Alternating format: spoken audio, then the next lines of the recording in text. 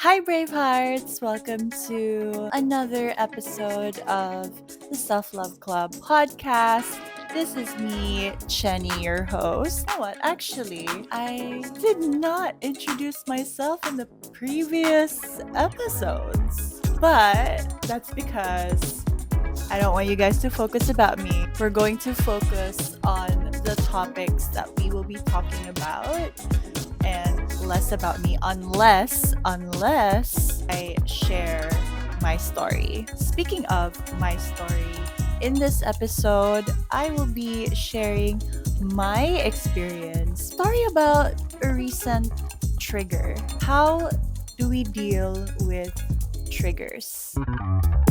This takes a lot of courage to share. It's a very personal experience, but we're on the mission to inspire and empower you, brave hearts, to, as much as possible, make this resource available for you. So, going back to the topic, just a disclaimer, I'm not a psychologist, I am not a therapist, I don't have a medical background. What I share here and on my platforms are all based on my experiences, the wisdom, the insights, the learning that I got from those experiences, the stuff that I learned, the tools, the knowledge that I was able to get from books that I've read, from the workshops that I've joined, and from one of my mentors, Sarah Suyom. Sarah Suyom, by the way, is an emotional spiritual coach. I'm plugging her in because her work is amazing. The stuff that she does is amazing. And I'm a testimony, a living testimony of that. Having experienced a session with her and a workshop led by her, it has done wonders in my life. It changed my whole life, and I'm so forever grateful to her. So that's a special mention right there. Basically, everything I learned. But, Bravehearts, if it persists or if you still find it very difficult, please, please seek professional help. It's okay to ask for help. So, on to the topic. So, dealing with triggers, it's quite a process. But don't you worry, I will break it down for you, the points, the steps, so that at least you will be guided. So, you encountered a trigger. Oftentimes, we dismiss or it goes unnoticed, especially when you get so used to the fast paced lifestyle where everything's on the go and you're operating from a survival place or mode, and you just got used to it that you unknowingly gaslight yourself and sweep your emotions under the rug because you just don't have the time to deal with that as of the moment because of your fast-paced life. But here's the thing, the longer you postpone and the longer that you keep sweeping it under the rug, avoiding it, the impact is much, much worse. And that is speaking from experience. You don't suppress your emotions, even if they're very difficult to handle, even if they're difficult to accept, even the supposed negative emotions, you do not suppress it. This is the start of the process. You know why you don't suppress it? Because it will eventually show up physically in different ways. You either project it towards anyone you know, you project it towards your loved ones, you project it physically, you don't feel well, you become sick, for example. You go through these mood swings and you don't understand why, but that's one of it. That's actually one of it. That's because you suppressed it. You're tired? Suppress it. I don't have time to be tired. But no, you're human. You're not a robot. Your emotions are signs of you being human, and that's okay. Your emotions are okay. Your emotions are valid. What matters is what you do after you feel those emotions, after you encounter those emotions. That is where accountability and responsibility come in the picture. Step one, listen to your body. Why listen to your body? We're talking about emotions here. It should be internal, right? But it's all connected. Where in your body do you feel certain things? I feel hurt. Let's name those emotions and locate where in your body, particularly, do you feel those emotions. I need you to take your time in doing this. It's not something that you should rush. If you need to be alone, if you need to isolate yourself, do it. If that helps you focus on acknowledging the emotion and where it hurts, for example, then do so, what works for you.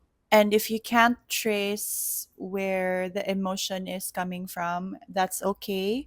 Don't be hard on yourself. Don't be pressured. That's okay. It really does take time because these feelings, emotions, they all demand to be felt. They need to be felt. They need to be felt first. And only after you feel those emotions, you'll be able to recognize what they truly are and in the aspect of, where it's really coming from. The most recent trigger I encountered. I'm just gonna be full blown vulnerable with you guys. I broke down. It was the result of an accumulation of emotions that I tried to ignore because I thought, no, I shouldn't feel those things. The moment the trigger happened, the moment I broke down, you know what? I had that moment of, girl, you need to do some introspection. This is not you. You gotta do something about it. This is bad. So I took a step back and it took me 2 days, 2 freaking days to calm my system down, to calm my emotions, to calm the waters as we speak. It was intense. Yeah, you wouldn't want to rush the process of really trying to feel those emotions because you cannot operate from a place with heightened emotions because you wouldn't be thinking logically. You will be operating from a place of hurt, and you wouldn't want that. For example, if you're hurt, if you're in pain, you're angry, you wouldn't want to operate from those places. You need to self regulate. There are tools that you can use to self regulate, and a few of which that I learned are EFT, that's one. It's a tapping method that I learned from Sarah Suyom. You tap certain points on your body, like for example, here on your temple or side of the nose or your chin, and you just tap, tap, tap repeatedly. The process here is you acknowledge the negative emotion. For example, I am so sensitive, I'm so weak. You acknowledge that, even if it sounds negative. You tap while you say it. I am so weak. I am so sensitive. But then you shift it to something positive. I am sensitive. Tap, tap, tap while you say it. I am sensitive, but that is my superpower. It's a strength. It's my strength. That's an example. And just inhale, exhale all throughout. Even if it feels weird when you do it or when you see someone actually do it, it's actually impactful. It works. And then another method is the mind or emotion mapping, which is another thing that I learned from the workshop by Sarah Suyom. So you draw, you don't have to be an artist. The point here is you just need to get in terms with what you feel, understand, and sit with it basically. On the piece of paper, on the center, you write that big emotion that you feel and circle it. Draw some branches around it and write some words that you think are possible sources of those big emotions that you felt. There's power in transferring that emotion to a piece of paper for some reason. I cannot explain the scientific stuff behind it, but there's just that impact and power behind it as well. And hopefully that works for you. Then there's mindfulness, where You're just being present where you are at the moment. Basically, you get in touch with your senses. What do you see? The colors. Temperature, do you feel that too? Locate where your hands are, what your hands are touching. Describe what it touches, the texture. What do you see? Describe the color. Where are your feet? What's the temperature that you feel on your feet? Those things. Step two, trace it. Mind or emotion mapping helps in tracing it. So keep doing it. Go further until you reach that eureka moment. Oh, shoot, this is where it's coming from. That's why I get those moments a lot. Mind emotion mapping works like wonders for me. Why do we need to trace it? It's okay, we already felt it, we already acknowledge it, but why do we need to trace it? Because if we don't trace where it's coming from, it's going to be a cycle, it's going to be a pattern, and you will experience those negative emotions all over again. We need to trace it, label it, so we can let it go, ultimately be free from what triggered us. This is a crucial step. Actually, all steps here, they're all crucial, but I think this is the most crucial, the tracing of where it's coming from. It takes a lot of courage, it takes self awareness and self acceptance to go through this process. But that's okay. You are guided, you are not alone. Just be open, let your mind and heart be open as you continue to listen to this episode. We need to trace it because usually our triggers, they're a sign of an unmet need or a wound that has not healed yet. And usually our wounds, they all mostly come from our childhood, for me, for the most part.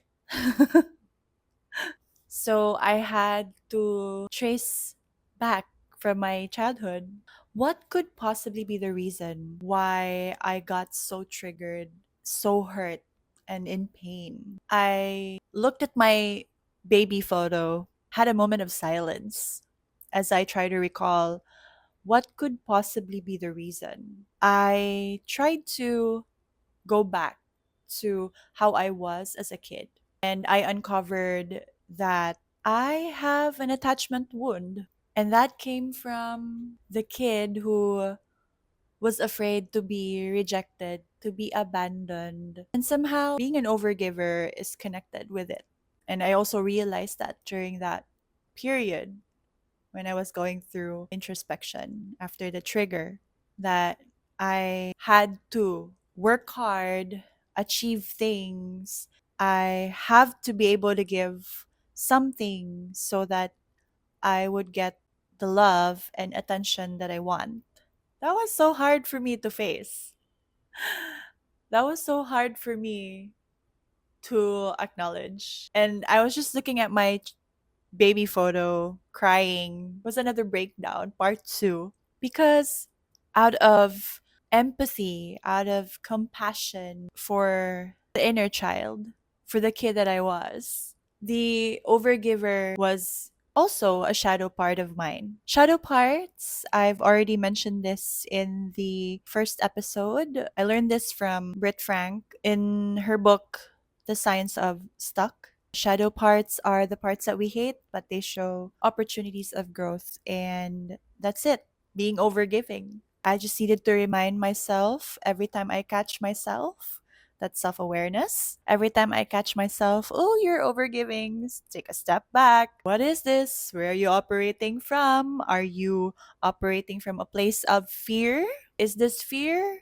Or are you operating from a place of love? Is this you giving because you fear of being abandoned, of being not chosen? Or is this operating or coming from love because you just, you care? There's a huge difference.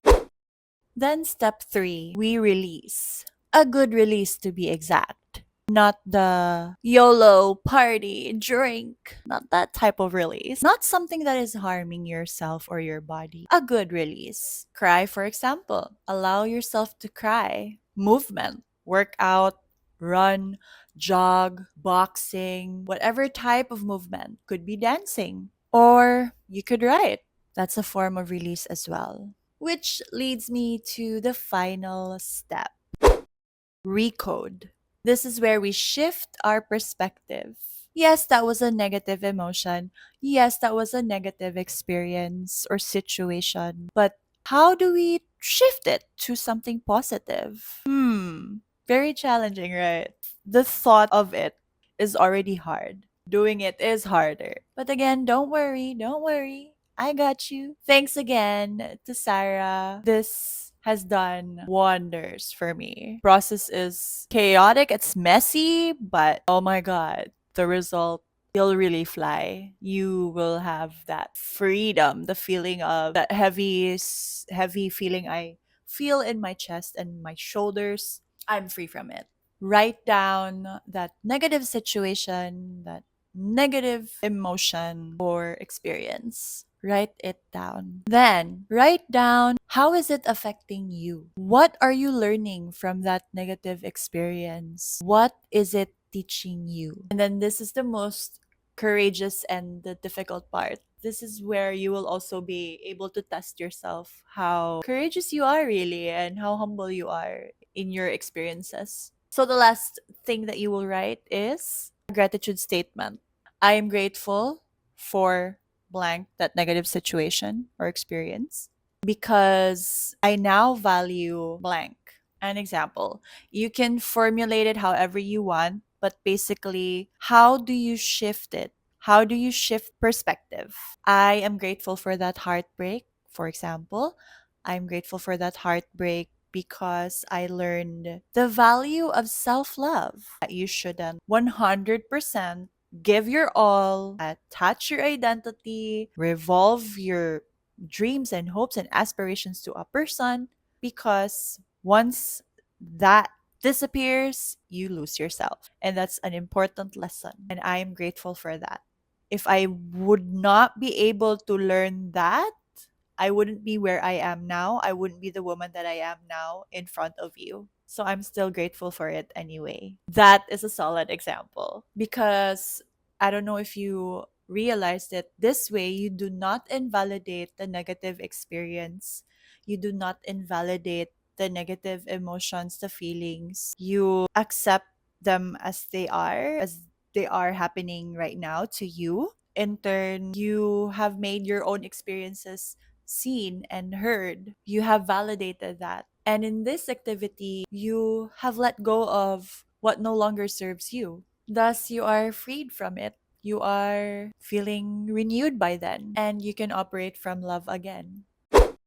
Additional note, guys, by the way, when you take a step back and when you start processing, when you acknowledge what your trigger is, please literally take a step back. You need to detach from what is triggering you. Literally take a step back so that you can focus on the whole process and to be able to, let's get this over with. You cannot process it. You cannot truly detach if what triggers you is just there. So detach from it for a while. Give yourself the grace to process and please do not rush it.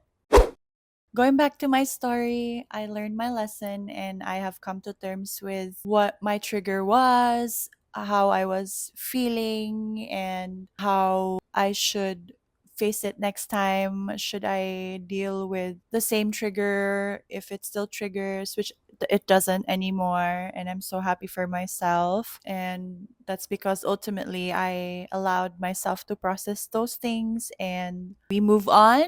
What's important is we're freed from it and we become wiser, become more self aware. We're again as another step forward from that healing journey. That's it for this episode.